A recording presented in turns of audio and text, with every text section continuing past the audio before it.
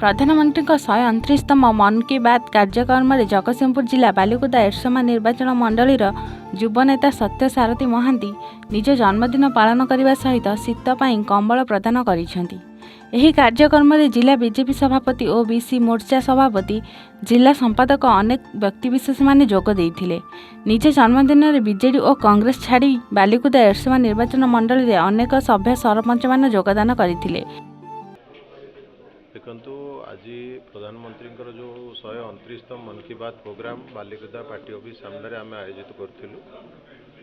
M अधिकांश आम अंचल समस्त गुरुजन मानक डाकी समस्ते आसी प्रोग्राम देखी आमर सुशासन सेवा संगठन पर्व जेहेतु चली आम अटल बिहारी वाजपेयी जन्म जयंती रे आमे बालिकुदा पार्टी ऑफिस रे एरसमा पार्टी ऑफिस रे एवं वाजपेयी स्मृति दिवस भी पालन करूँ।